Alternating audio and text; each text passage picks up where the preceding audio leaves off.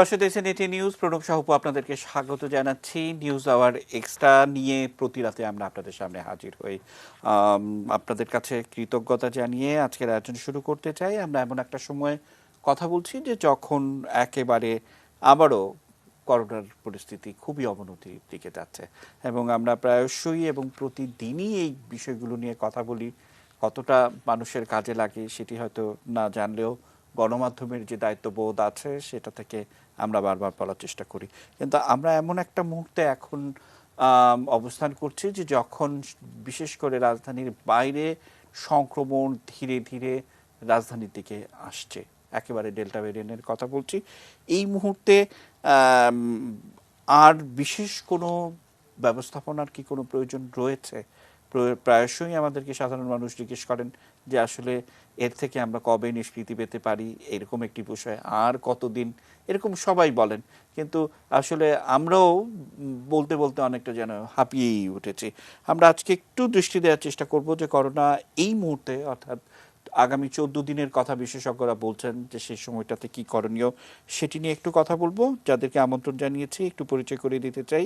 সাবেক প্রধান, মহামারী নিয়ন্ত্রণ ও প্রস্তুতি বিভাগ, আইইডিসি আইসিসিডিডিআরবির তিনি ডক্টর আনোয়ারুল ইকবাল ভাই। অনেকদিন পর আপনার সঙ্গে আমরা পেলাম। আমরা যাদেরকে পেয়েছি, শিক্ষক চট্টগ্রাম বিশ্ববিদ্যালয়ের অধ্যাপক ডক্টর মোহাম্মদ সেলিম উদ্দিন, স্বাগত জানাচ্ছি স্যার আপনাকে। এবং আমরা পেয়েছি ডক্টর জুবায়ের আহমেদ, তিনি আজকে আমাদের আরেকটি আয়োজনে উপস্থিত ছিলেন এবং সেই সময়ে আলোচনা শুনছিলাম এবং মনে হয়েছে যে এই আলোচনাগুলো সাধারণ মানুষের জন্য আবারও বলা প্রয়োজন। এর বাইরে আরও অনেকেই যুক্ত হবেন। আমার সহকর্মী নাজিয়া আফরিন একটি প্রতিবেদন তৈরি করেছেন, আমরা সেটি দেখে আজকের মূল আলোচনা যাব। চলতি বছরের মার্চ মাস থেকে আবারও বেড়েছে করোনা সংক্রমণ। তবে এবার ঢাকার চেয়ে সীমান্তবর্তী এলাকাগুলোতে সংক্রমণ ও মৃত্যু হার বেশি, তাই এলাকাভিত্তিক লকডাউনে গুরুত্ব দিয়েছে সরকার। ভারতে বৈধ অবৈধ যাতায়াত ও তাদের সঠিক কোয়ারেন্টাইনের অভাবে ডেল্টা ভ্যারিয়েন্টে আক্রান্তের সংখ্যা বাড়ছে বলে ধারণা করছেন কোভিড-19 সংক্রান্ত জাতীয় পরামর্শ কমিটির সদস্যরা। যাওয়া আসাটাকে অতীব বেশি নিয়ন্ত্রণ করা, একেবারেই যারা বৈধ উপায়ে ঢুকবে তাদের ঢোকার পরে কোয়ারেন্টাইন যথাযথ ব্যবস্থা নেওয়া, আর ইনফর্মাল যে যাতায়াতটা ছিল সেটাকে একদম টোটালি বিজিবির সহায়তায়, স্থানীয় প্রশাসন, জনপ্রতিনিধির সহায়তায় বন্ধ করতে হবে। ডেল্টা ভ্যারিয়েন্ট নিয়ে এখন পর্যন্ত তেমন কোনো গবেষণা না হলেও বিশেষজ্ঞরা বলছেন অসচেতনতায় বাড়ছে সংক্রমণ। তবে পরিবর্তিত এই ভাইরাসের দ্রুত আক্রমণের ক্ষমতা বেশি। রাজশাহীতে যে কত ডেথস হচ্ছে আমরা সেগুলো রিলেটিভলি অনেক বেশি, কিন্তু তুলনাযোগ্য যদি আমরা চিন্তা করি, তো সেই জিনিসগুলো যেটা হয়েছে সেটা কিন্তু ওদিক থেকেই হচ্ছে ওখানে। এখন পর্যন্ত কিন্তু আমরা এই টিকা যদি ঢাকাতে বিস্তার হয়ে যায় তখন হয়তো বা কিন্তু আমাদের জন্য একটা কঠিন অবস্থাটা হবে। দীর্ঘ সময় ধরে দেশ জুড়ে লকডাউন চললেও সুনির্দিষ্ট পরিকল্পনার অভাবে সংক্রমণ নিয়ন্ত্রণ করা যাচ্ছে না বলে মনে করছেন বিশেষজ্ঞরা। চাঁপাইনবাবগঞ্জে ব্যাপক ছড়াতে পারে, যেহেতু ভারতে ছড়িয়েছে, সুতরাং দ্রুত চাঁপাইনবাবগঞ্জের ব্যবস্থা নেই।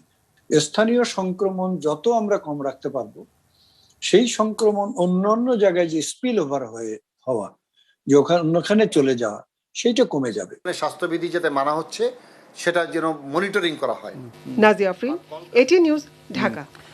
আমরা নাজিয়া আফরিনের প্রতিবেদনটি দেখছিলাম। শুরুতে বলছিলাম ডাক্তার আনোয়ারুল ইকবাল ভাই, আপনাকে দিয়ে শুরু করতে চাই। যে কথাটি বলছিলাম যে আসলে স্থানীয় সংক্রমণ কিন্তু এখন আস্তে আস্তে রাজধানীর দিকে আসছে, অর্থাৎ এই মুহূর্তে কি করণীয় প্রতিদিন বলি, তারপরে আবার আপনার কাছ থেকে শুনবো।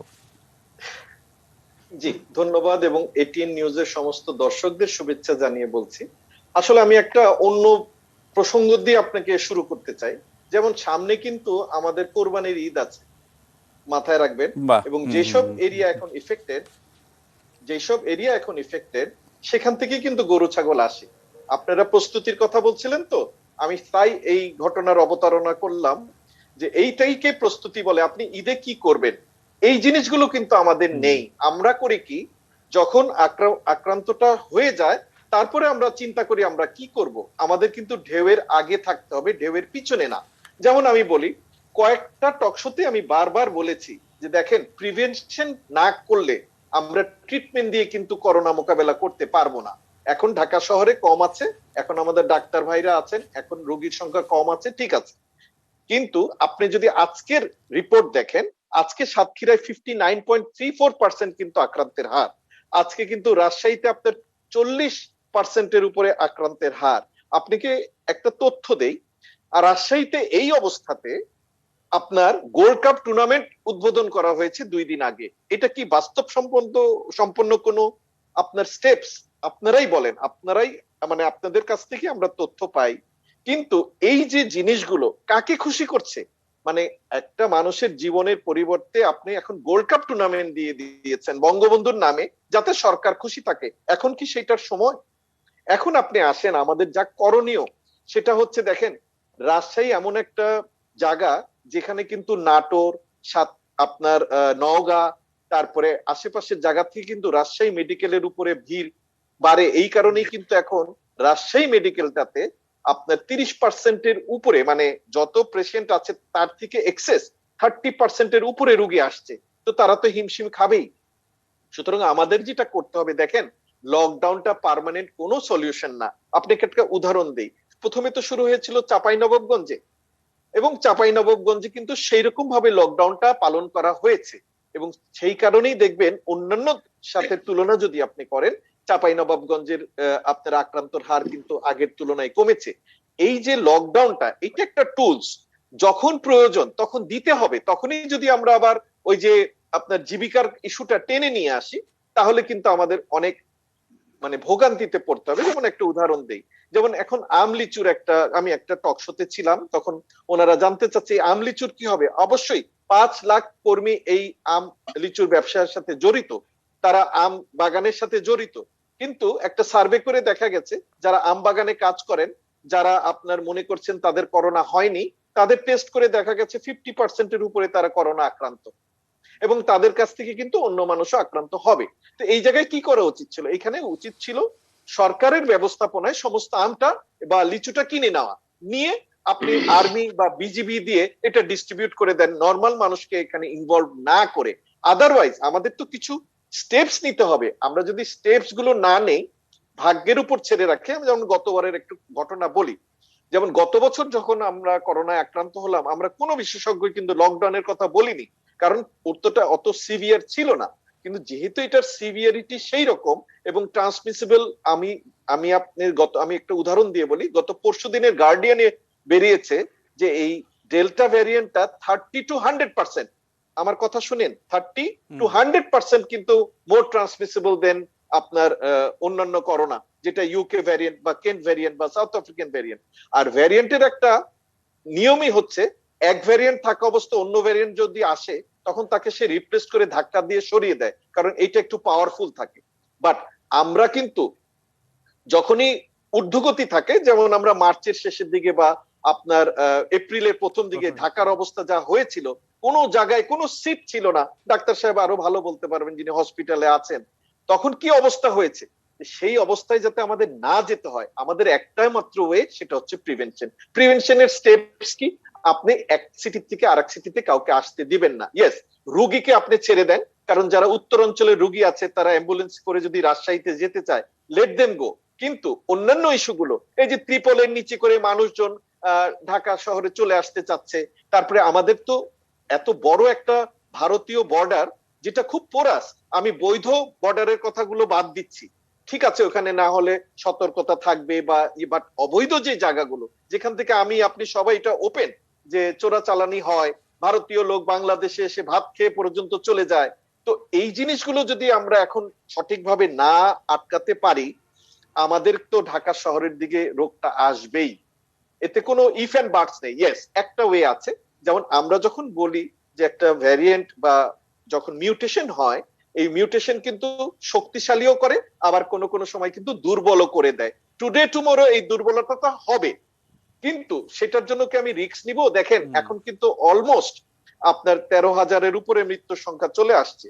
তো আমাদের এক একটা মৃত্যুর জন্য তো আমরাই দায়ী।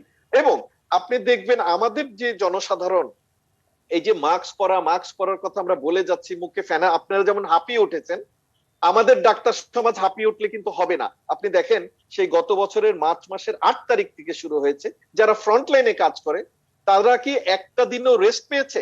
তারা তো ফ্যাটিক হয়ে যাওয়ার কথা। কিন্তু আমরা জনগণ, আমি ইনক্লুডেড মাইসেলফ, আমরা কি এই যে ঈদে মার্কেটিং থেকে শুরু করে বাড়ি যাওয়ার থেকে শুরু করে কোনোটা কি বাদ দিয়েছি?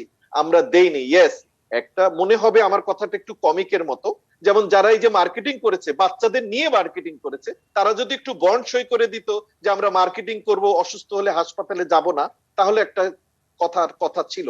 আমাদের লজ্জা শরম সবকিছু চলে গেছে। শুধু তো সরকারের উপরে না, আমাদের চর্যবৃত্তিটা আমাদের মধ্যে কেমন জানি একটা ঢুকে গেছে, যে ঠিক আছে আমি যদি একটু নিয়ম ভাঙতে পারি তাহলে আমি একজন বীরে পরিণত হব। যে এই যে দেখেন এতবার আমরা বলছি, এই যে আপনারা মিডিয়া, আজকে তো বাংলাদেশে কম মিডিয়া না, আপনারাও তো কম চেষ্টা করেননি মানুষকে সচেতন করে তোলার জন্য। তো সেই ক্ষেত্রে মানুষজন যে মাস্কটা পরে না, এটি কিন্তু আমার কাছে খুব আশ্চর্য লাগে। হ্যাঁ, এবং এমন সব লেম এক্সকিউজ গুলো তারা দেয় যে আমি এই কারণে মাস্কটা পরিনি, খুব হাস্যকর লাগে ভাই। কিন্তু যাদের শ্বাসকষ্ট ওঠে, যারা যখন সিট পায় না, তাদের যদি চিত্র তারা একটু দেখতো, তাহলে কিন্তু আমার মনে হয় তারা মাস্কটা পরতো। তবে আমি গভর্নমেন্টের কাছে আবারও সবিনয় অনুরোধ করব এই যে মাস্ক পরাটা বাধ্যতামূলক করেন, পানিশমেন্টটা এখন একটু ইমপ্লিমেন্টেশন করেন। আমাদের দেশে কিন্তু যথেষ্ট ভালো নিয়ম কানুন আছে, শুধু ইমপ্লিমেন্টেশনের অভাব। সেই ইমপ্লিমেন্টেশনের মধ্যে আরেকটা কথা বলি, আপনি তো জোর করে একটা মানুষকে বাধ্য করতে পারবেন না গণতান্ত্রিক দেশে। সেখানে যদি আমরা এই বড় লোক শ্রেণীদেরকে প্রণোদনার আওতায় না দিয়ে আমাদের যারা দরিদ্র শ্রেণী আছে তাদেরকে যদি আমরা প্রণোদনা দিয়ে ঘরে রাখতে পারি, তাহলে সবচেয়ে বেস্ট। এইটার থেকে ভালো জিনিস কিন্তু হয় না, কারণ প্রিভেনশন ছাড়া এই যে যখন প্রয়োজন হবে, অনেকে বলে যে স্কুল খুলে দেওয়া উচিত, সবকিছু ঠিক আছে, তাদের মানসিক সমস্যা হচ্ছে সব, কিন্তু আগে তো ভাই জীবন, পরিস্থিতি বুঝে আপনি খুলবেন, কোনো সমস্যা নাই, কিন্তু পরিস্থিতি যদি অ্যালাউ না করে, সেখানে তর্ক বিতর্ক করার কোনো মানেই হয় না। তো সুতরাং আমি বলতে চাচ্ছি মোদ্দা কথা এইটাই, দয়া করে আপনারা স্বাস্থ্যবিধিটা মানেন, স্বাস্থ্যবিধিটা খুব সহজ, মাস্কটা পরেন, ডিস্টেন্সটা মেনটেন করেন, এটাই কিন্তু আপনাকে বাঁচিয়ে দেবে, এবং সেটা যে কোনো ভ্যারিয়েন্ট হোক। এটা করতেই এত বিপদ, এত আপত্তি, যে কারণে আজকে এই মুহূর্তে আমরা বলছি যে যা করণীয়। আমরা আমাদের সঙ্গে সেলিম ভাই আছেন, সেলিম ভাইয়ের কাছে যাব, কিন্তু তার আগে হাসপাতালগুলোর কি পরিস্থিতি একটু শুনে আসতে চাই। ডাক্তার জুবাইর আহমেদ রয়েছেন। জুবাইর ভাই, কি দেখছেন ঢাকার হাসপাতালগুলোর চিত্র একটা আপনার কাছ থেকে পেতে পারি কিনা? জুবাইর ভাই কি বলবেন? আমি ধন্যবাদ আমাকে আমন্ত্রণ জানানোর জন্য। আজকে আমি দ্বিতীয়বার এসেছি একই গুরুত্বপূর্ণ বিষয়ে বলার জন্য। সেটা হলো একটু আগে যেটা ডাক্তার আনোয়ারুল ইকবাল ভাই বলছিলেন, যে ডিজাস্টার প্রিপেয়ারনেস এর ব্যাপারটা মাথায় রেখেই কিন্তু আমাদের সব কার্যক্রম এবং সেভাবেই কিন্তু আমরা কাজ করে যাওয়াটাই আমাদের লক্ষ্য। আমরা বেসিক্যালি গত 1.5 বছর ধরে যারা কোভিড চিকিৎসার সাথে জড়িত, তারা কিন্তু মোটেও বিরতি নেই, এবং বর্তমানেও কিন্তু আমরা বিরতির মধ্যে নেই। যদিও সংখ্যাগত দিক থেকে ঢাকার হাসপাতালগুলোতে রোগীর ভিড় কম আছে, কিন্তু বিলিভ মি, যে রোগীগুলো ভর্তি আছে তাদের কিন্তু সিভিয়ারিটি আগের চেয়ে অনেক বেশি। আগে যেখানে 5ম দিনে বা 7ম দিনে রোগীরা কমপ্লিকেশন নিয়ে আসতো, এখন কিন্তু ডে 2 বা ডে 3তেই কিন্তু নিয়ারলি লাং ইনভলভমেন্ট 60 থেকে 70%, কখনো কখনো 80 থেকে 90% নিয়ে আসছে। যার ফলে যারা আসছে ভর্তি হচ্ছে, তারা অধিকাংশ ক্ষেত্রেই 2 থেকে 3 সপ্তাহ, কোনো কোনো ক্ষেত্রে আরো বেশি সময় ধরে হসপিটাল স্টে করতে হচ্ছে, কমপ্লিকেশন হচ্ছে, তাদের অনেকেই তারা প্রাণ হারাচ্ছেন, এবং আর্থিকভাবে তাদের সাথে জড়িত পরিবারগুলো কিন্তু নিঃস্বতে পরিণত হচ্ছে। এই যে অক্সিজেনের খরচ, হাসপাতাল স্টের খরচ, ওষুধপত্রের খরচ, অ্যাফোর্ডেবল যে মানুষগুলো একটা সময় নিশ্চিন্ত মনে হয়তো সংসার করতে পেরেছে, কিন্তু আজকে আত্মীয় স্বজন, নিকট আত্মীয়দের এই চিকিৎসার জন্য ব্যয় করতে গিয়ে তারা কিন্তু নিঃস্বতে পরিণত হচ্ছে। তো আমাদের এই ফিউচার প্রিপেয়ারনেস এবং ডিজাস্টার প্রিপেয়ারনেস, এই দুটো বিষয়ের প্রতি বারবার সবাই যেমন বলছেন, আজকে ডাক্তার আনোয়ারুল ইকবাল ভাইও এই কথাটাই কিন্তু বলতে চাচ্ছেন, যে unless we prevent it in a scientific way, এবং শাস্তিযোগ্য অপরাধের মতো করে আমরা যদি এটা যদি প্রিভেন্ট না করতে পারি, আমি নিশ্চিত আমরা ঢাকা শহরে এই মুহূর্তে হয়তো কিছুটা হলেও স্বস্তির নিঃশ্বাস ফেলছি, হয়তো পেশেন্টের লোড কম, কিন্তু রাজশাহী মেডিকেল কলেজের যে পেশেন্টের যে হিউজ বার্ডেন এবং হাই মর্টিলিটি এবং হাই ইনফেকশন রেট পুরো রাজশাহী বেল জুড়ে, এটা কিন্তু ঢাকায় স্পিল করা এবং অন্যান্য ডিভিশনাল শহরগুলোতে স্পিল করা যা সময়ের ব্যাপার মাত্র। বিশেষ করে সামনে কিন্তু অনেকগুলো ফেস্টিভ্যালও রয়েছে। এবং গরু আমি এবং একটু বিভিন্ন ফল ফ্রুট একটু এই কথা সূত্র ধরে ফেস্টিভ্যাল রয়েছে আমাদের সঙ্গে, অর্থনীতি, বিনিয়োগ বিশ্লেষক, আমরা সবকিছুই সেলিম ভাইয়ের কাছ থেকে সবসময় বুদ্ধি পরামর্শ নিয়ে থাকি, তার কাছ থেকে আমরা শুনে থাকি। সেলিম ভাই, দুটি বিষয়, একটা হচ্ছে যে সামনে কোরবানির ঈদ রয়েছে, এটি একটি দিক, আবার ঈদকে সামনে রেখে এক ধরনের পশু কেনাকাটা বাণিজ্য সেটি তো রয়েছে, আবার পোশাক কেনাকাটারও একটা ব্যাপার থাকে, আবার বাড়িতে যে ফিরে আসার একটা ব্যাপার থাকে। অর্থাৎ আমাদের কি এই মুহূর্ত থেকেই ভাবনা বা পরিকল্পনা রাখা উচিত না? যদিও আমাদের সঙ্গে ডক্টর মোহাম্মদ শহীদুল্লাহ স্যার যুক্ত হবেন, এই COVID-19-19 যিনি টেকনিক্যাল কমিটির প্রধান পরামর্শক, মানে তার কাছ থেকেও তো আমরা এই পরামর্শটা পাবো, কিন্তু তার আগে আবার জীবিকা এবং জীবনের সমন্বয়ের একটা বিষয় নিয়ে বারবার আমরা বলছি, এই মুহূর্তে আম হচ্ছে আর লিচু হচ্ছে, সেটি আবার যেন বিপণনটা হয় সেটির প্রতি একটু দৃষ্টি রাখতে হবে। সব ধরনের সমন্বয়ে কিন্তু আমাদের রয়েছে। আবার দূরপাল্লার বাস সার্ভিসও কিন্তু দীর্ঘদিন বন্ধ থাকার পর চালু করতে হয়েছে বা বাধ্য হয়েছে, ট্রেন চলাচলও শুরু হয়েছে। অর্থাৎ এমন একটা সময় যখন আবার নতুন করে ডেল্টা ভেরিয়েন্ট বিশেষ করে চাঁপাইনবাবগঞ্জ থেকে রাজশাহী হয়ে নওগাঁ হয়ে আবার ঢাকার দিকে ধীরে ধীরে এসছে, এরকম একটা সময়ে কি ধরনের অর্থনৈতিক পরিকল্পনা নেওয়া উচিত? নিশ্চয়ই আপনার অনেক কিছু যোগ করার আছে, সেলিম ভাই। থ্যাংক ইউ আপনার জন্য, আপনার মাধ্যমে সমস্ত দর্শককে শুভেচ্ছা জানাচ্ছি। আপনি যথার্থই বলেছেন। আসলে এই যে ইকোনমির একটা সেন্ট্রাল টেন্ডেন্সি নামে একটা প্রভাব আছে, আপনি যখন এক্সপ্লেন করছিলেন না, তখন আমার মনে হচ্ছিল যে কেন্দ্রীয় প্রবণতা, যে এই টোটাল অর্থনীতির কেন্দ্রীয় প্রবণতা, অর্থাৎ যেখানে অর্থনীতিটা গ্রামীণ অর্থনীতি বলেন, অর্থাৎ যেই যে জায়গায় অর্থনীতি আম কাঁঠাল লিচু আমাদের কোরবানির পশু যেই যেই জায়গায় লালিত হয় পালিত হয় চাষাবাস হয়, এই সব জায়গায় কিন্তু এগুলি গড়ে ওঠে। কিন্তু আপনি জানেন যে এই করোনা কালীনের এই অর্থনৈতিক যেই ডিসেন্ট্রালাইজ যে গ্রামীণ যে লোকেশন গুলো আছে, এই অর্থনীতির সুফল যদি তারা পাইতে হয় তাহলে তারা কেন্দ্রের দিকে এটা কেন্দ্রীভূত থাকে, অর্থাৎ যেখানে ডিমান্ড বেশি সেই জায়গায় কেন্দ্রীভূত থাকে। যখনই আমরা কোনো জিনিসকে কেন্দ্রীভূত করতে যাই, আজকে আপনি জানেন আমাদের এই যে ডাক্তার আনোয়ারুল ইকবাল এবং ডাক্তার জুবাইর আহমদ এরাই আসলে এটাকেই করছে। এই কেন্দ্রবিন্দু জিনিসটা আমাদের এই করোনাকালীন মারাত্মক আঘাত ধারণ করতে পারে। এখন আমরা অলরেডি আমাদের প্রধানমন্ত্রী, মাননীয় প্রধানমন্ত্রী জননেত্রী শেখ হাসিনা এই যে ম্যাঙ্গো ট্রেন দিয়ে রেল দিয়ে, আমার মনে হচ্ছে সামনে আমাদের যে অবস্থা আসতেছে, আপনি জানেন যে এটার এই করোনার যে বিশ্বব্যাপী অনেকটা থমকে গেছে, গত বছর থেকে থমকে গেছে, এবং এটার সামাজিক এবং অর্থনৈতিক প্রভাব কিন্তু প্রকট।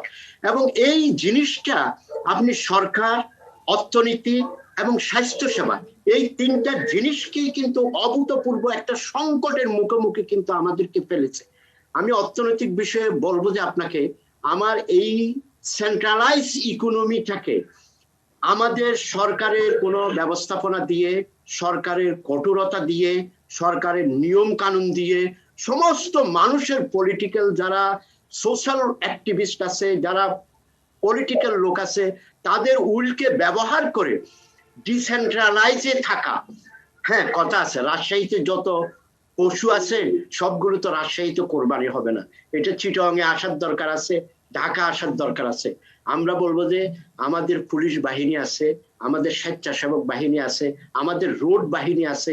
আমরা এখন থেকে আমাদের শস্যগুলো এই করোনার মধ্যে আমাদের লোকজন গিয়ে যেভাবে ধান কাটা হয়েছিল, ঠিক একইভাবে আমাদের পশুর কোরবানির বাজার, আমাদের আমের বাজার, আমাদের লিচুর বাজার, এইরকম করে পলিসি উৎপাদন করে আমাকে যেমন, আমরা যেমন এই জীবিকাকে বন্ধ রাখতে পারবো না, এবং তেমনি জীবনকে আমাদেরকে প্রাধান্য দিতে হবে আমাদের। কারণ হচ্ছে আমরা এই লকডাউনে যদি থাকে, তাইলে যদি সেন্ট্রালাইজ লকডাউন হয়, মানে এমন ভাবে লকডাউন হয় যেটা কিন্তু মানুষের কর্মহীনতা, আপনি জানেন এগুলির জন্য দারিদ্রহীনতা এগুলি বাড়তে পারে, এর সাথে বাড়তে পারে কিন্তু বেশি লকডাউনে এই যে কম্প্রোমাইজিং বিটুইন জীবন এন্ড জীবিকা, এটার জন্যই তো সরকার আজকে সরকার স্বাস্থ্য এবং এই যে অর্থনীতি সংকটের মুখোমুখি হয়েছে।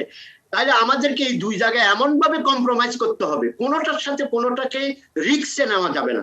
কারণ হচ্ছে আপনি দেখেন এই বাংলাদেশের মতো তৃতীয় এই যে আমাদের দেশের মতো যদি আমরা যদি আবার অর্থনীতি, সরকার তো এই জন্যই তো অর্থনীতি মানে করোনার যদি লকডাউন বলেন, মানুষকে রেখে যদি জীবিকাকে যদি পুরোপুরি বন্ধ করে দেয়, অথবা ওর গরু যদি এখানে পশু যদি আসতে না পারে, আম যদি আসতে না পারে, তাইলে সেন্ট্রালাইজ ইকোনমিকে ডিসেন্ট্রালাইজ করার স্যার, জন্য আমি আসবো আপনার কাছে। আমি একটু ইকবাল ভাইয়ের কাছ থেকে একটু শুনে নিতে চাই। ইকবাল ভাই, মানে আমার কাছে অনেক সময় বিস্ময় মনে হয় যে বা আমরা যখন এই অনুষ্ঠানটা শেষ করে বাসায় যাব তখন অনেক রাত, তখন প্রতিদিনই আমরা কারণ বাজারের চিত্রটা আমি একটু দেখার চেষ্টা করি।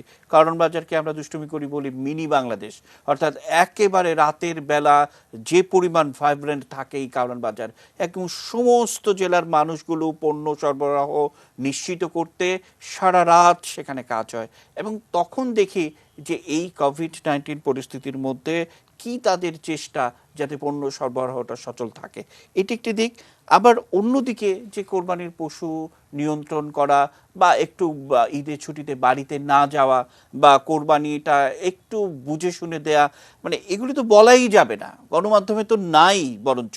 কিন্তু কথা হচ্ছে যে পরিস্থিতিতে বাড়িতে যাওয়ার চিত্রটি আমরা দেখলাম যে প্রায় 2 কোটি লোক রাতারাতি বাড়িতে গেল, প্রায় 45 ভাগ অতিরিক্ত অর্থ ব্যয় করে, এবং ফিরেও তারা এলো, মানে মাসের পুরো সঞ্চয় তাদের শেষ হয়ে গেল। ফিরে এসে তারা বলছেন এরকম একটা জনগোষ্ঠীর যারা রাজনৈতিক নেতৃত্ব দেন তাদের তো আরো অনেক বেশি সমস্যায় পড়তে হয়। কারণ আমরা জানি যে গণতন্ত্রের কথা বলি, আবার সুযোগ সন্ধানী রাজনৈতিক দলগুলো তো আছেই। মানে একেবারে সবকিছু মিলে কঠিন প্রশ্ন। কিন্তু ইকবাল ভাই, কি উত্তর দিবেন? জি, ধন্যবাদ। দেখেন, গত ঈদের কথাই আমি আসি। মাননীয় প্রধানমন্ত্রী নিজে কিন্তু বারবার বলেছেন আপনারা যার যার জায়গায় থেকে ইচ্ছা করেন। চোর কি কখনো আপনার ধর্মের কথা শুনবে? তাহলে তো বাংলাদেশে পুলিশ বাহিনীরই দরকার ছিল না।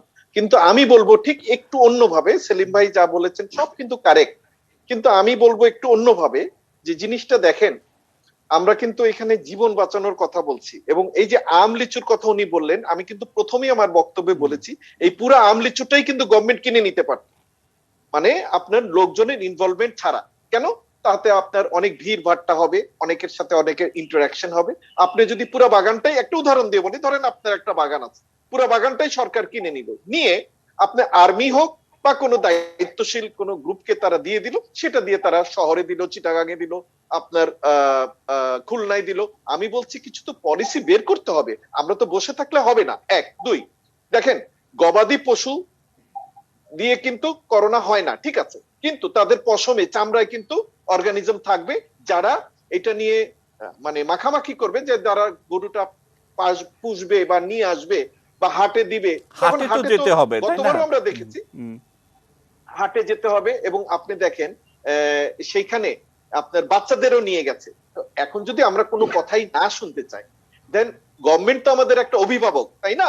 মা বাবা যেমন ছেলে মেয়েদের আদর করবে, সেমন আবার শাসনও কিন্তু করবে। যেমন এইবার তো অবশ্যই আপনার ইন্ডিয়ান বর্ডার ছাড়া যাবে না। আপনি যদি সেই ভুলটা করেন, মানে ইন্ডিয়ান গরু ঢুকাতে চান, চাপে পড়ে ঢুকাতে চান, তাহলে একটা ডিজাস্টার হবে। এতে কিন্তু আমার আপনার জন্য বিশেষজ্ঞর প্রয়োজন নাই, এটা যে কেউ কিন্তু বুঝতে পারবে। সেখানে আমাদের যারা আমরা এই যে এগুলো অ্যাভেল করি, তাদের তো একটু মানে সংযমী হতে হবে। মনে রাখতে হবে যে আপনার ছোট ছোট স্বার্থ কিন্তু ত্যাগ করতে হয় বৃহত্তর স্বার্থের জন্য। আমাকে একটু বলেন তো, এই গভর্নমেন্টের বেস্ট একটা সিদ্ধান্তের মধ্যে যে স্কুল কলেজ ইউনিভার্সিটিটা বন্ধ, ঠিক আছে, তারপরেও কিন্তু অনেক বাবা মা চাপাচাপি করলো। কিন্তু আমরা কি দেখলাম, ইন্টারমিডিয়েট পরীক্ষাটা যখন আপনার অটো পাস করিয়ে দিল, আমাদের এই শিক্ষিত সমাজ, এটা প্রান্তিক অঞ্চলের লোকের কথা বলছি না, আমাদের এই শিক্ষিত বাবা মা বাচ্চাদেরকে নিয়ে কক্সবাজার, কুয়াকাটা এমন কোনো জায়গা নাই।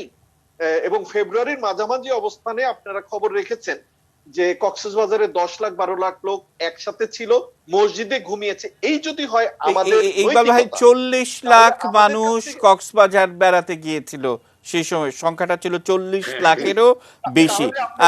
আমরা সেটা দেখছিলাম। আবার আমাদের যারা সরকারের সমালোচনা করেন, তাদের সমালোচনার ধরন যদি একটু বলি, কোথায় পেলেন যে এই করোনার মধ্যে 6 কোটি মানুষ দারিদ্র সীমার নিচে নেমেছে? আমাদের সেই বিখ্যাত অর্থনীতিবিদরা, তারা এই তথ্য কোথায় পেলেন? এবং তারা বলছেন মানে এই যে এক ধরনের তথ্য বিভ্রান্তি ঘটানো, মানুষকে বিভ্রান্ত করা দিনের পর দিন হচ্ছে, এতে করে কি সাধারণ মানুষ বিভ্রান্ত হয়? এটিও আমার একটি প্রশ্ন। আমি একটু শুনবো, আমাদের সঙ্গে সেলিম ভাই আছেন, জুবাইর ভাই আছেন। করোনায় এখন যা করণীয়, আমরা একটা ছোট্ট বিরতি নিয়ে আবারও ফিরতে চাই। নিচ্ছি ছোট্ট বিরতি, এটি নিউজের সঙ্গে থাকুন।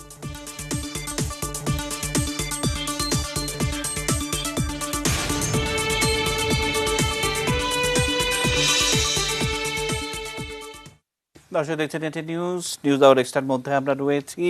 বিরতির পর আবার স্বাগতম। আমাদের সঙ্গে এই মুহূর্তে যুক্ত হলেন সভাপতি কোভিড-19 জাতীয় টেকনিক্যাল পরামর্শ কমিটির সভাপতি, তিনি, আমরা সবাই তাকে চিনি, অধ্যাপক doctor Mohammad Shahidullah sir. Sir স্বাগত জানাচ্ছি।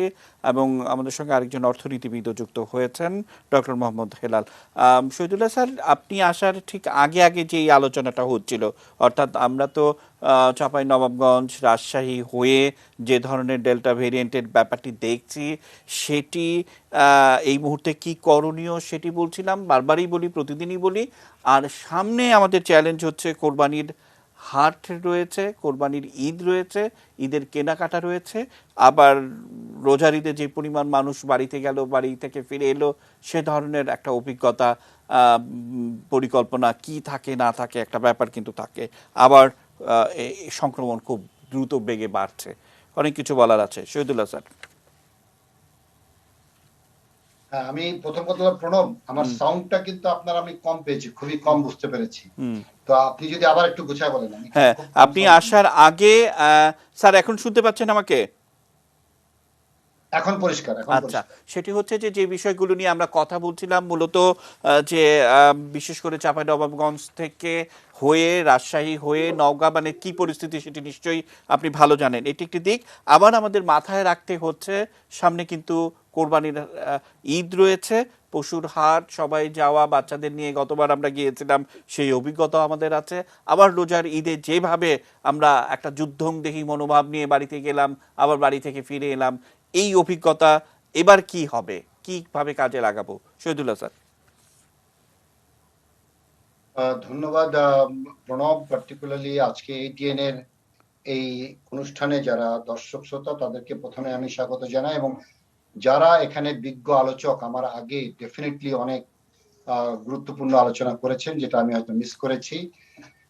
আমি দুই ভাগে ভাগ করিনি। একটি হলো যে বর্তমান পরিস্থিতি বাংলাদেশকে যদি আমি চিত্রায়িত করতে চাই, তার একটি হলো যে সীমান্তবর্তী এলাকাগুলোতে এক ধরনের অবস্থা বিরাজ করছে, আর যেটা খুব খারাপ ছিল সেই ঢাকা, চিটাগাং, রাজশাহী, নারায়ণগঞ্জ এবং গাজীপুর, তার অবস্থা কিরকম, ঠিক প্যারাডক্স হয়ে গেছে। যখন আমাদের এই মাত্র 2 মাস আগেও সারা এই যে একটি বছরের পথ পরিক্রমায় আমাদের সবকিছু মানে কেন্দ্রীভূত ছিল ঢাকাকে নিয়ে, গাজীপুর, নারায়ণগঞ্জ এবং চিটাগাং নিয়ে। সংক্রমণও বেশি হচ্ছিল। দুইবার আমরা দেখেছি, আমরা বিপদের মুখোমুখি হয়েছিলাম। একটিবার হলো ওই মে জুন মাসের দিকে, যখন সংক্রমণ বাড়াতে হাসপাতালের উপর চাপ পড়েছিল, অনেক সময় রোগী ভর্তি হতে পারিনি। এটাই কোনো আনফরচুনেট সত্য কথা। আবার ভালো হলাম, আবার ফেব্রুয়ারিতে জানুয়ারিতে আমাদের ঢাকার অবস্থা একটু খারাপ হয়েছিল। আর এই মুহূর্তে ঢাকার পজিটিভিটি রেট 7.2, আর সীমান্তবর্তী জেলাগুলোতে সর্বনিম্ন 14-15 একটা জায়গায় কিন্তু 60-72% পর্যন্ত উঠেছিল। এটা একটা কথাই ইন্ডিকেট করছে, সীমান্তবর্তী জেলাগুলোতে খুবই খারাপ অবস্থা, নাজুক অবস্থা, উদ্বেগজনক অবস্থা। এক হলো সংক্রমণের সংখ্যার দিক থেকে, হারের দিক থেকে, এবং অসংখ্য মানুষ যখন সংক্রমিত হয় তার একটি গ্রুপ হাসপাতালে যাবে। যে রাজশাহীতে কখনো এই সংকট হয়নি, সেই রাজশাহীতে আজকে সিটের অধিক রোগী ভর্তি হওয়ার জন্য মানে 30%। সাতক্ষীরাতে সেম 25-30%। এইটা আর কত, এর থেকে বেশি হয়ে গেলে সেবাটা ব্যাহত হবে। এই পরিস্থিতিতে যেটাকে আমাদের এখন করণীয়, যে ওই জায়গাকে আগে নিয়ন্ত্রণ করতে হবে। করোনা, আমি কোরবানিটা একটু পরে আসি। এই মুহূর্তে আজকে রাইট নাও, মানে যেটা কল অফ দ্য ডে, মানে অর্থাৎ সময়ের প্রয়োজন, যে সীমান্তবর্তী জেলাগুলোকে আমাদের করোনা নিয়ন্ত্রণ আনতে হবে ওই এলাকার জন্য এবং পরবর্তীতে আমাদের ভালো থাকার জন্য সারা দেশে। সেই জন্যে যে পদক্ষেপগুলো সরকার অলরেডি নিয়েছে, যেমন লকডাউন অনেক জায়গায় দিয়েছে, আমরা খালি অ্যাড করতে চাই ওখানে দুটি তিনটি কথা। একটি হলো লকডাউনটা যেন এইবারের ওই এলাকার লকডাউনটা ভিন্ন মাত্র, যেখানে মানুষ ঘরে থাকবে, যেটাকে বলে স্টে অ্যাট হোম, শুধুমাত্র জরুরি প্রয়োজনে যারা তারা ছাড়া বেরোবে না। এই 2 সপ্তাহ থাকার সময় যদি কোনো অসুবিধা তাদের হয়, প্রশাসন যেন সেটা দেখভাল করে। আরেকটি হলো শুধু প্রশাসন নয়, এখানে জনগণকে সম্পৃক্ত করতে হবে। এবার বারবার এর আগেও বলেছি, আজ বলতে চাই, ওখানে জনপ্রতিনিধিদেরকে সরাসরি মাঠে থাকতে হবে।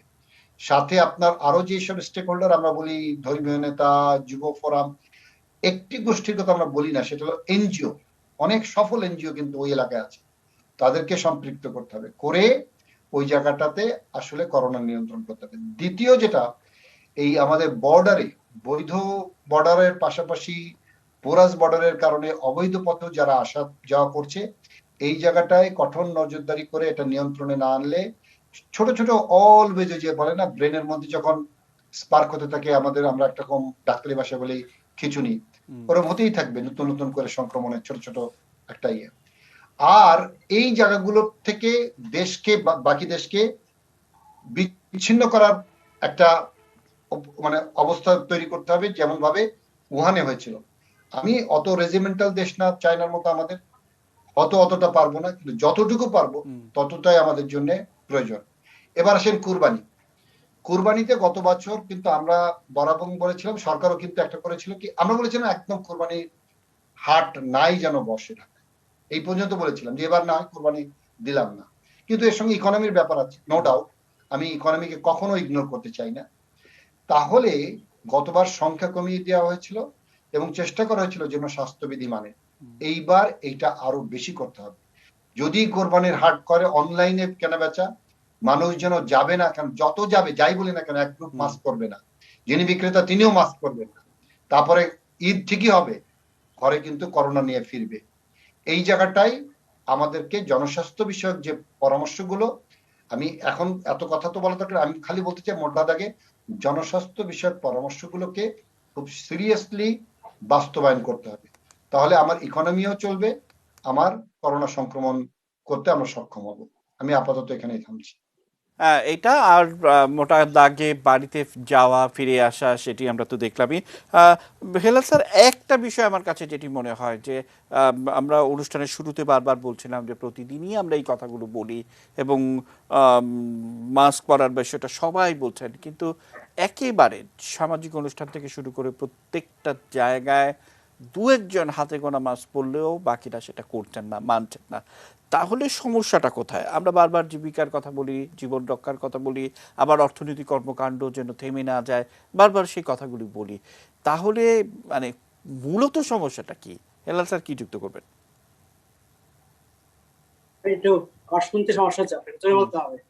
না, বলছি যে এই যে বারবার একই বিষয়গুলো ঘটছে, যে জীবন জীবিকা দুটাই থাকবে এরকম আমরা বলছি, কিন্তু এখন ডেল্টা ভেরিয়েন্ট এলে আবার তো একটা বাড়তি চাপ তো থাকছেই। কি করণীয় আসলে? এখানে একটা বিষয় দেখেন, আমি যখন ঘর থেকে বের হই আমি 2টা মাস্ক পরি, কিন্তু আমি যে সাধারণ মানুষের সাথে আপনার কথাবার্তা বলি বা কিছু কিনতে গেলে তাদের একটা ভাব হলো যে আমার হবে না, এবং এই পর্যন্ত যদি আপনি ইনফেকশন এবং ডেথ দেখেন, তাদের প্রফেশন তো খুব ছোট, আসলে তাদের ইমিউনিটি অনেক ভালো। তো এখন তারা যখন দেখছে যে আমি যদি ঘরে থাকি, আমি কাজ না করি, তাহলে আমি তো এটা মানতেই হবে যে আমার বাংলাদেশের স্টেট থেকে, রাষ্ট্র থেকে যে সাপোর্ট গিয়েছে, সে কাজ অফ করে দিয়ে বসে থাকতে, সেই সাপোর্ট দিতে চলবে না, তাকে বের হইতে হবে। তার বের হলে এখন এই মাস্কটা পরে যদি আপনার কাজ করতে পারে, কারণ রিক্সাওয়ালা, আমি প্রত্যেকদিন ওটি রিক্সাওয়ালার মাস্ক নাই, বলি ভাই যদি একটু কষ্ট হবে আমি জানি, কাইন্ডলি একটু মাস্কটা পরে নেই। আমি মনে করি আমি যতবার রিক্সাওয়ালাকে বলেছি, যতবার আমি দেখছি মাস্ক আছে, পরে নিয়েছি। এখন সে জায়গাটা আমি বলছি যে আমি তো অনুরোধ করছি, কিন্তু রাষ্ট্রের যে যন্ত্র আছে, সেই মেশিনারিজ থেকে কিছু পানিশমেন্ট যদি আমরা না দিতে পারি, কিছু যদি এক্সাম্পল ধরে না করতে পারি, যেটা আমি দেখি না, এবং যে কথাটা হ্যাঁ, ওই যে আমাদের চেয়ারম্যান মহোদয় বললেন কমিটির যে এই যে জনপ্রতিনিধি যারা, তারা তো অনেক কিছুই করেন, আমরা দেখেছি অনেক কিছুই ঠেকিয়ে দেন রাস্তায় নেমে। তারা কেন করতে, ওই জায়গায় কেন একটা ক্যাম্পিং করে না? এই এনজিও গুলি আছে, তারা কেন ক্যাম্পিং করে না? অন্যান্য অ্যাক্টিভিস্ট অর্গানাইজেশন তারা কেন করে না? এই আমি কিন্তু সম্মিলিত কোনো উদ্যোগ দেখছি না।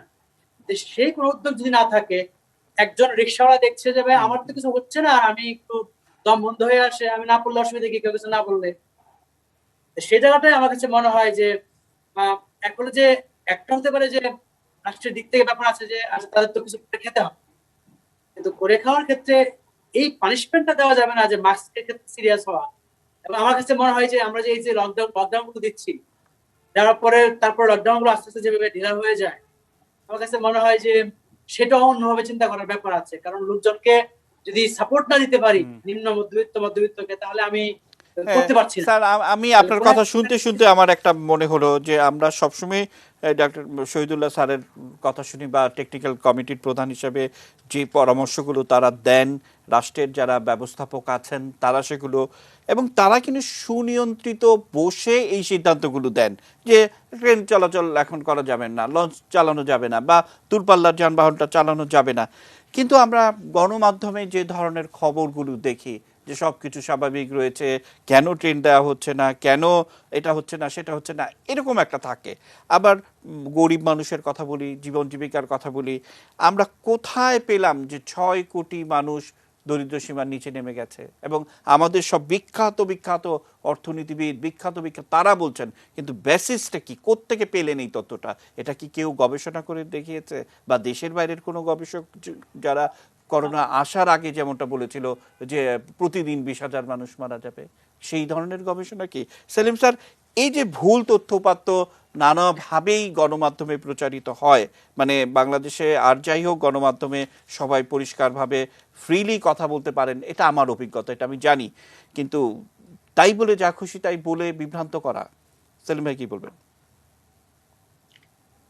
আমি সিম্পলি এখানে বলবো যে ওই দিনও বলছিলেন এই যে আমাদের লকডাউনে এত কর্মসংস্থান চলে গেছে, কর্মহীন হয়ে গেছে, এত লোক গরিব হয়ে গেছে, এটা আসলে আমি বলবো যে উইথাউট বেসলেস কথা। এই জন্য বলবো, আমার এমনি করোনাতে আমরা একটা অস্থির অস্বাভাবিক পরিস্থিতিতে আছি, তার মধ্যে জীবন এবং জীবিকার মধ্যে বিরাট একটা টানা পূরণের মধ্যে আছে।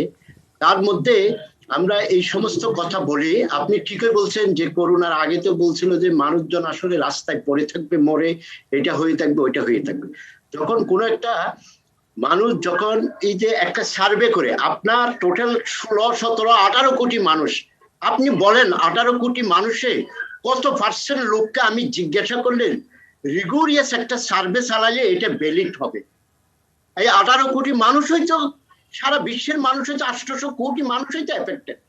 800 কোটি বাদ দেন, আমার বাংলাদেশের যে মানুষগুলো আছে, আপনি যদি প্রত্যেকটা শ্রেণীকে বিভাজন করে যদি আপনি নেন, তারপরে এটা এই সার্ভে করতেও তো ভাই আপনার 3 বছর লাগবে। এর মধ্যে যদি আমি টেলিফোনে এটা করে ওইটা করে এটা করে যদি নিয়ে যাই, আপনি এটা বেসলেস। আমাদের সঞ্চালককে, প্রিয় সঞ্চালক প্রণব শাহকে আমি বলবো, আপনি আপনার ঘরের মধ্যে কিছু জিনিস লক্ষ্য করলে বুঝবেন। আপনার ঘরে কি 4-5, এখন আগে যে 2,000 টাকা দিয়ে কাজের লোক রাখতেন, এটা কি এখন 500 টাকায় চলে আসছে? অথবা আপনার কাজের লোক কি এখন যদি যেটা এটা 500 টাকা দিয়ে পাচ্ছেন আপনি? আপনার যে রিক্সা ভাড়া আগে এত লাগতো, ওর এটা কি অনেক কমাই দিছে যে মানুষ রিক্সায় চড়তেছে না বা এটা করতেছে না? আপনি কতগুলো পারিপার্শ্বিক ইন্ডিকেটর দেখলে আপনি, হ্যাঁ, আমি এটা কখনো বলবো না যে আমাদের, হ্যাঁ, অনেক উচ্চ মধ্যবিত্ত হয়তো মধ্যবিত্ত হয়ে গেছেন, মধ্যবিত্ত নিম্ন মধ্যবিত্ত হয়ে গেছেন, বা এটা এরকম হয়ে গেছেন। তা আমি বলবো যে এই সমস্ত তথ্যগুলি হয় কি, মানে দায়িত্বহীনতার তথ্যগুলি এমনি টোটাল করোনা এবং লকডাউন আমাদের কর্মসংস্থান, অর্থনীতি, ইভেন কি মানসিক 7টা জিনিসে, মানসিক স্বাস্থ্য এবং সামাজিক শৃঙ্খলা, এটার মধ্যে একটা টানাপূরণ সৃষ্টি হয়েছে। এই 7টা জিনিসই তো আমাদের টানাপূরণ হয়েছে।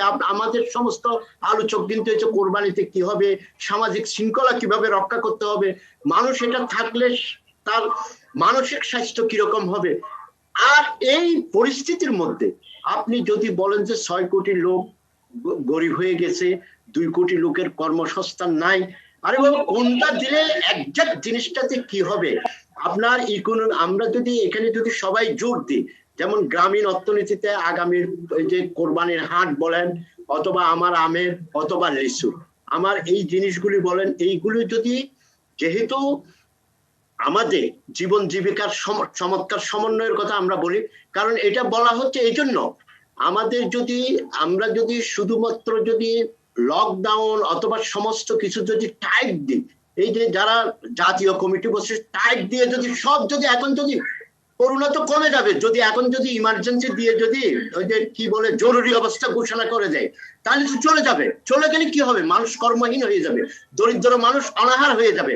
তাহলে সেখানে কি অর্থনৈতিক জনিত মৃত্যুর বড় করে দেখাবে। আজকে যারা বলছিলাম না, এই যে গরিব হয়ে গেছে, লোক মরে গেছে, অর্থনৈতিক মৃত্যু যখন করোনা জনিত মৃত্যু থেকে যখন আনুপাতিক হারে সমান হয়ে যাবে, এই যে আজকে ডাক্তার আনোয়ার উনি যে কিছুক্ষণ আগে বললো স্কুল কলেজ এগুলি খুলতেছে, অনেক লোক রাখ, যখন খুলে যখন এটা যখন করোনা বেঁচে যাবে, তখনই কিন্তু সাথে সাথে এখানেই লোক এসে বলবে আমরা বলছিলাম না, এরকম হয়ে গেছে। এই জন্য সরকারকে 4টা পয়েন্টে অলওয়েজ রীতিমতো যুদ্ধ করতে হয়। যারা জাতীয় কমিটিতে আছে ওদের বিবেককে দংশন করে দিতে হয় কর্মসংস্থান, অর্থনীতি, মানসিক স্বাস্থ্য, সামাজিক শৃঙ্খলা, সব জায়গাকে করে করোনাকে আমাদের যে প্রতিরোধ করার একটা সর্বোচ্চ ধরনের সলিউশন বের করতে হচ্ছে। সেখানে অর্থনীতিকেও বাদ দিতে পারতেছে না। অসংখ্য ধন্যবাদ স্যার, আমি আসবো আপনার কাছে এবং আপনার কথার সূত্র ধরে যে বলেছিলাম না অমুক হবে তমুক হবে, আমাদের পলিটিশিয়ানরা তো বলেনি, এবং বিশেষ করে এই ভ্যাকসিনের বিষয়টি নিয়েই দেখেছি এক বিখ্যাত অনেক বড় দলের নেতা তিনি বলেছিলাম না যে এরকম হবে করোনার ভ্যাকসিন নিয়ে, আমরা তো আগেই বলেছিলাম। সেই নেতাকে জিজ্ঞেস করেছিলাম যে কবে বলেছিলেন, কোথায় বলেছিলেন, বলে হ্যাঁ কোথাও না কোথাও তো বলেইছি। তো এখন আর মনে করতে পারেন না যে কোথাও বলেছিলেন। তো এটাও তো আমাদের অভিজ্ঞতা। আমরা শুনবো, আমরা একদম ছোট্ট একটা বিরতি নিয়ে ঘুরে আসতে চাই। নিচ্ছি ছোট্ট বিরতি, এটি নিউজের সঙ্গে থাকুন।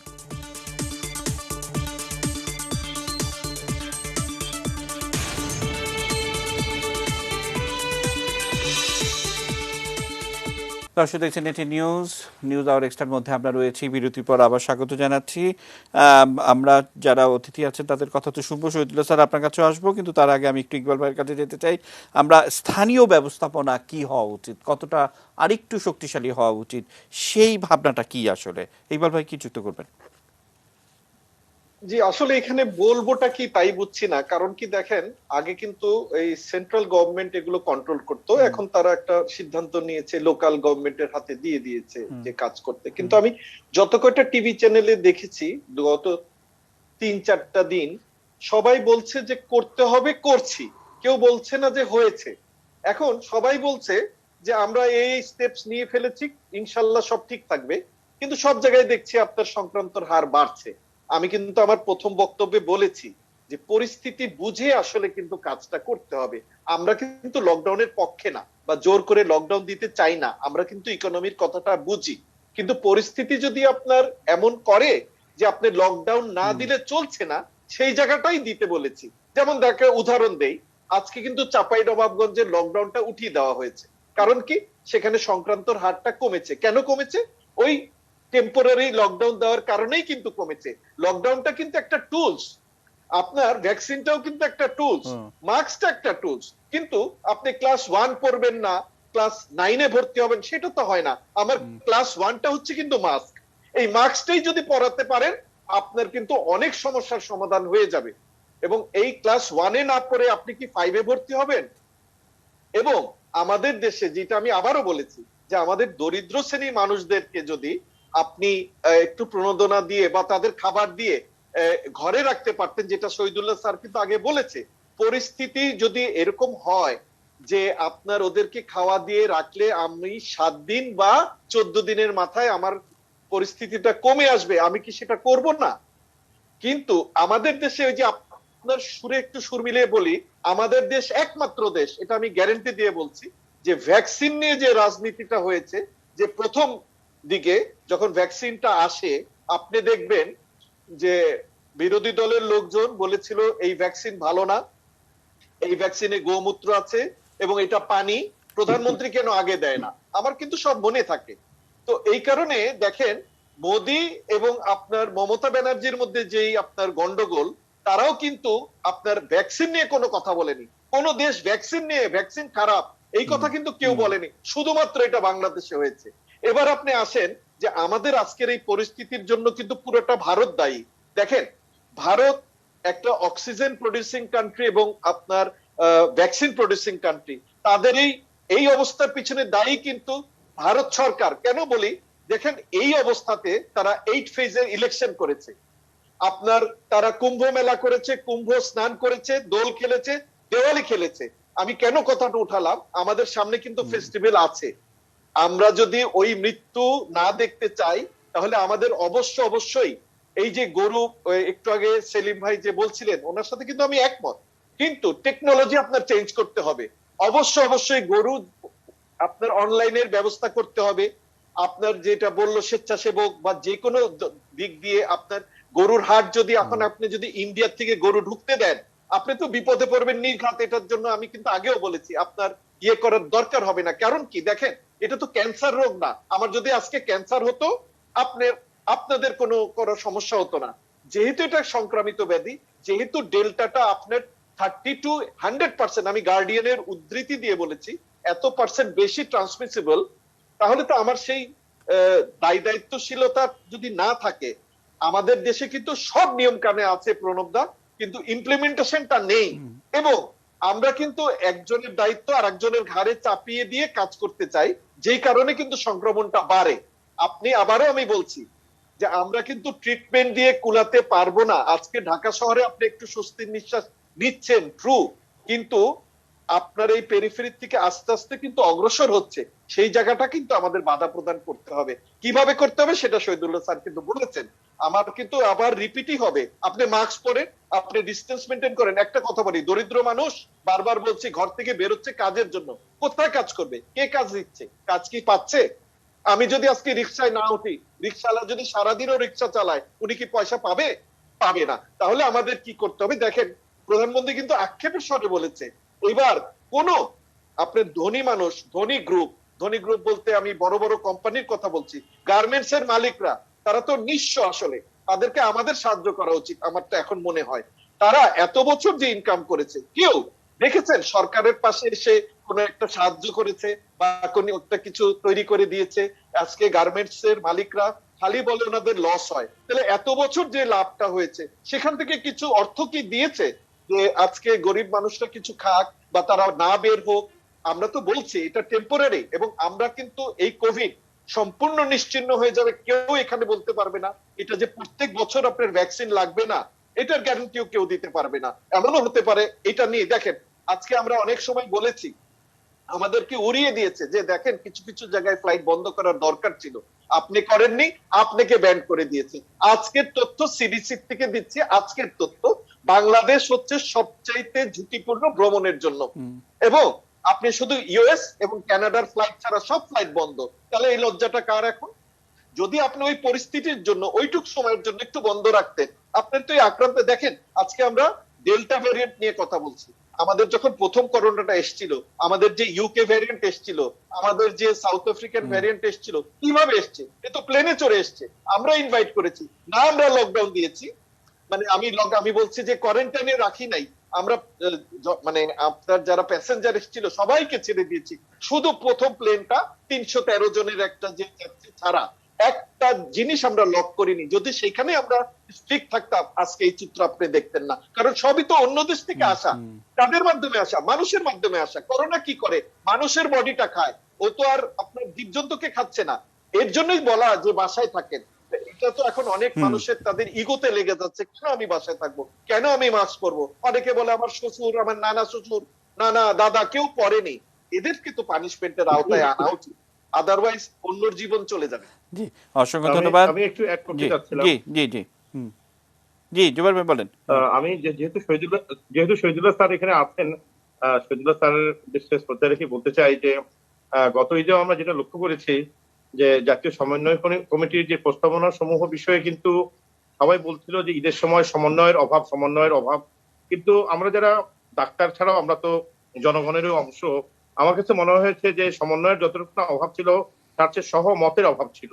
কারণ বড় একটা অংশ যারা তথাকথিত শ্রমিক শ্রেণী বা ব্যবসায়ী শ্রেণীকে প্রতিনিধিত্ব করেছে, তারা কিন্তু একটা ভিন্ন পিকচার দিয়ে ভিন্ন একটা প্যানিক এবং ক্রাইসিস তৈরি করেই কিন্তু বিভিন্ন বাজার প্রতিষ্ঠান, ব্যবসায়িক প্রতিষ্ঠান থেকে শুরু করে যানবাহন সবকিছু কিন্তু নিয়ন্ত্রণ করেছে। এই ক্ষেত্রে কিন্তু জাতীয় পরামর্শ কমিটির বিভিন্ন পরামর্শ সমূহ কিন্তু প্র্যাকটিক্যালি ক্যারি আউট হয়নি।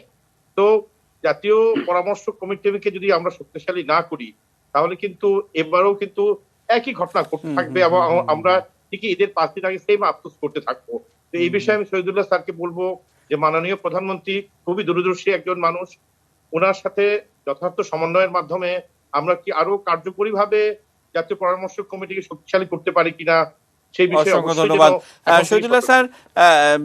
জুবাইরের প্রশ্নটি যদি আমি ঠিক বুঝে থাকি, অর্থাৎ কথা হচ্ছে যে আমি ব্যক্তিগতভাবে যখনই আপনার সঙ্গে যোগাযোগ করি তখন কিন্তু দেখি যে একদম খুবই ব্যস্ততার মধ্য থেকে অনেক খেটে খুঁটে এই প্ল্যানিংগুলো তৈরি করা, টেকনিক্যাল কমিটি সবার সঙ্গে, কিন্তু সেগুলো প্রয়োগের ক্ষেত্রে যদি বিশেষ করে স্থানীয় প্রশাসনের হাতে ছেড়ে দেওয়াটা কিন্তু খুবই ঝুঁকিপূর্ণ। কারণ এই স্থানীয় প্রশাসনের যারা থাকেন তারা এত বেশি পিপল ওরিয়েন্টেড কাজ করেন যে তারা ধরেই নেন যে তাদের কিছু হবে না, লকডাউন তো দূরের কথা। আমি ঠিক এই প্রশ্নটা নিয়ে শহীদুল্লাহ স্যার আসতে চাই, একদম ছোট একটা বিরতি নিয়ে আপনাকে দিয়ে শুরু করতে চাই। নিচে ছোট্ট বিরতি, এটি নিউজের সঙ্গে থাকুন।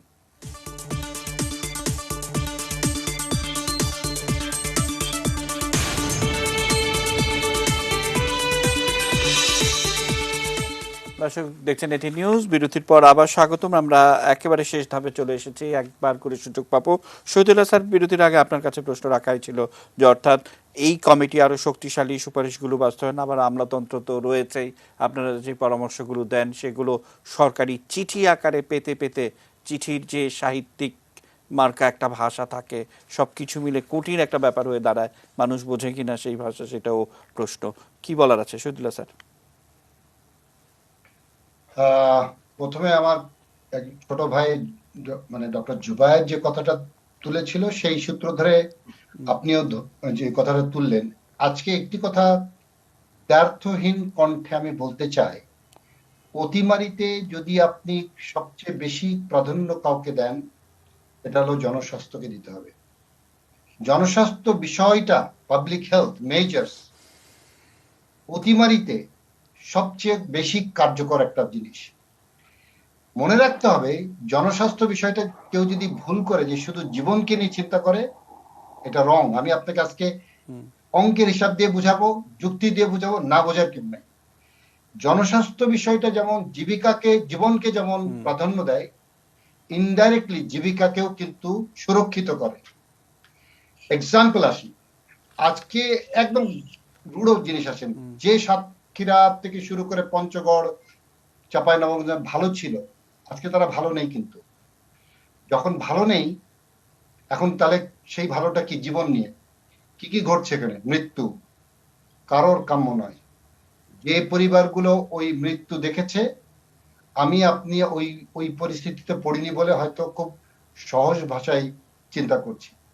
একটি হলো মৃত্যু। দ্বিতীয় যেটা, যারা মারা যাচ্ছেন না, কোভিডে আক্রান্ত হচ্ছে, তাদের কষ্ট কি আমরা দেখেছি হাসপাতালে ভর্তি হওয়ার পরে? তৃতীয়টা হলো যারা ভালো হয়েছেন বা তথাকথিত ভালো হয়েছেন, তারা যে পোস্ট কোভিড সিকিউরিটিতে ভুগছেন, তাদের যে আপনার লং কোভিড, জিজ্ঞেস করেন যে সে হয়তো বলবে এই জীবন আমার জীবন না, আমার কোনো অর্থ দরকার নাই, আমার স্বাস্থ্যটা ঠিক করে দিন। তৃতীয় হলো মানসিক কষ্ট, যিনি সাফার করেছেন তার পরিবারের সদস্য, অর্থ ব্যয় করতে হয়েছে তাকে এই চিকিৎসার জন্য, আবার সেই তখন এখন অর্থনীতিতে আসেন। এই করোনার কারণে কিন্তু সে দারিদ্রকে আমন্ত্রণ জানিয়েছে। তাহলে আজকে করোনার কোথায় আপনি আগে হাত দেবেন? জীবন, জীবিকার সাথে কোনো জনস্বাস্থ্য বিশেষজ্ঞের কোনো সংঘর্ষ নাই।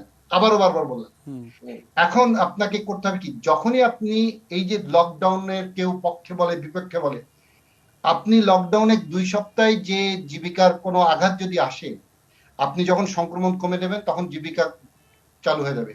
আর যদি না দেন তাহলে কিছুদিন পর পর আপনাকে লকডাউন দিতে হবে, আপনি উল্টা জীবিকার ইয়ে করবেন। আমি যেটা বলতে চাই, সেই জন্যে জনস্বাস্থ্য বিষয়কে পরামর্শকে গ্রহণ করি, এটাকে যদি বেশি করে আমরা এর কর্মকৌশলটাকে বাস্তবায়ন করি, এটাই অর্থনৈতিক চাকাকে ঘোরাতে সাহায্য করবে। এই কথাটি যখন আমি বুঝতে পারবো, এই কথাতে যখন আমরা সবাই একসাথে কাজ করব, তখন আজকে করোনা সংক্রমণ হবে, জীবিকাও চলবে। আমার এই জায়গাটাই আহ্বান, আমরা যাতে সবাই এই জিনিসটাকে মনে রাখি। বেশ একটি কথা বলি, আগামী কোরবানি হোক, যে কোনো যে আম লিচু, আমরা মনে করি এগুলোর বিপণন দরকার আছে। এই বিপণনটা টিসিবি কি করে? টিসিবি এক জায়গা থেকে কিনে জনমানুষের মধ্যে বিতরণ করে। সরকারি ব্যবস্থাপনায়ও কিন্তু যদি এগুলো করা হয়, তাহলে অর্থনীতিও ঠিক থাকলো, জনস্বাস্থ্য ঠিক থাকলো।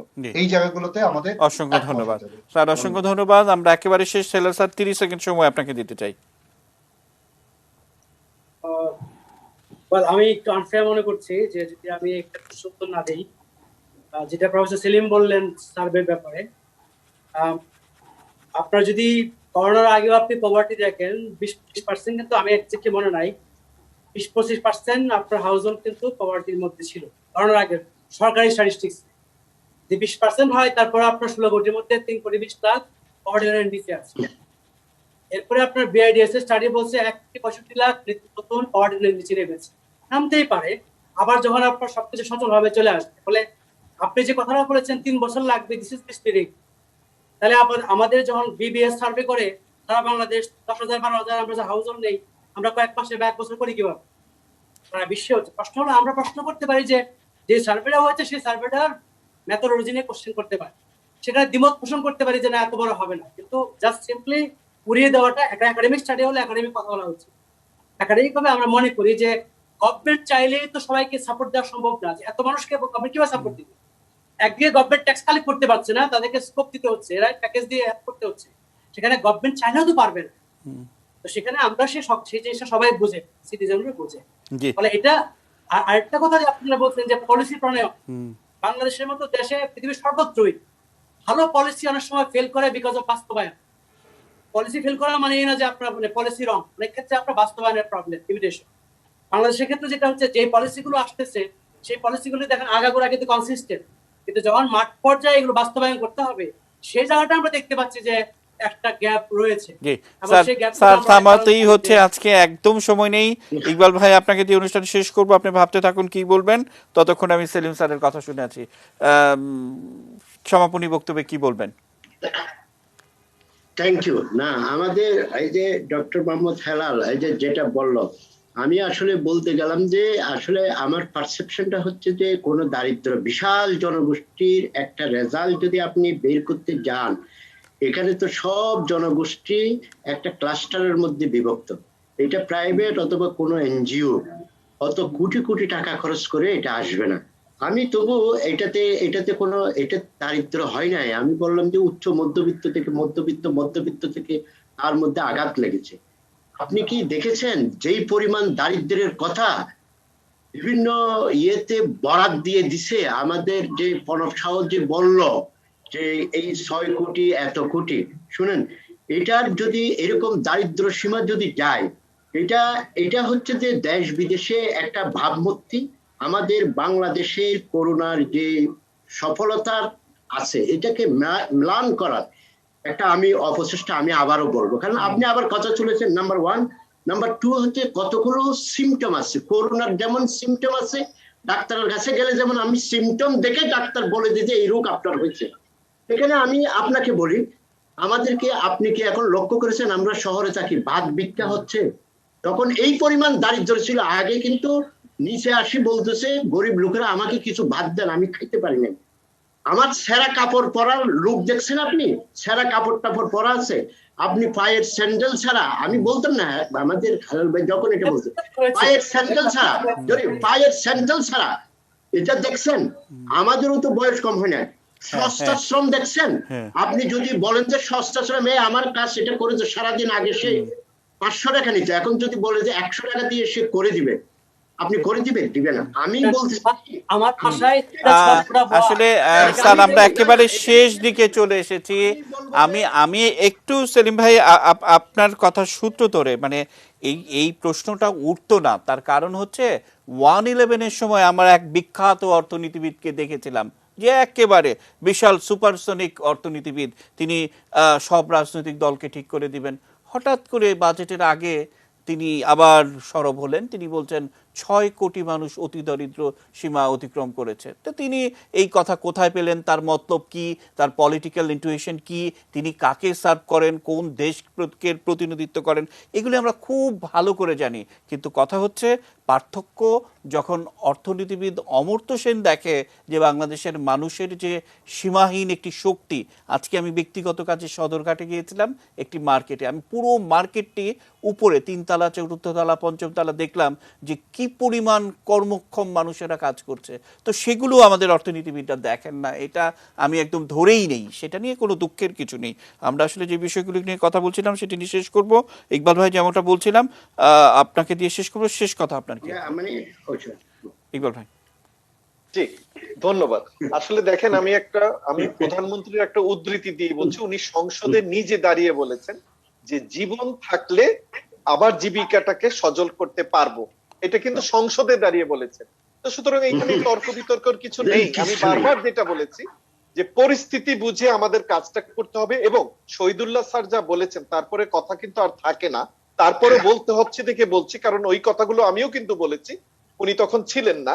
কিন্তু জিনিসটা হচ্ছে এই যে আমরা পাবলিক হেলথ ফিজিশিয়ান যারা আছি তাদের সিদ্ধান্তটাকে যদি নিয়ে গভর্নমেন্ট, মানে তারাই হাতে ক্ষমতা তারাই রাখুক, ইমপ্লিমেন্টেশনটা যদি তারা করেন, কারণ কি একজন সচিব বা একজন উপসচিব বা যেই হোক সে তো আর এই নলেজটা রাখছেন না। তারা আমাদের কমিটি, যে আমাদের কোভিড কমিটি আছে, তারা যদি তাদের সাজেশনটা মানে, খালি একটা উদাহরণ দিয়ে আমি বলি যে যেমন পাবলিক হেলথের মেইন ইস্যু হচ্ছে আপনি চট জলদি সিদ্ধান্ত নেবেন এবং ইমপ্লিমেন্টেশন এক্স্যাক্টলি এইটাই যদি হওয়া যায়, যে শহীদুল্লাহ স্যাররা সিদ্ধান্ত দিচ্ছেন, এটা যদি দ্রুত বাস্তবায়ন হয় তাহলেই কিন্তু অনেক দ্রুত পরিস্থিতি স্বাভাবিক হয়। আর হাতে একদমই সময় নেই। আবারও আপনাদের প্রত্যেককে শুভেচ্ছা অভিনন্দন জানিয়ে আজকের আয়োজন শেষ করতে চাই। রাত 1:10 এই অনুষ্ঠানটি পুনঃপ্রচারিত হয়, দেখার আমন্ত্রণ জানিয়ে শেষ করছি। শুভরাত্রি।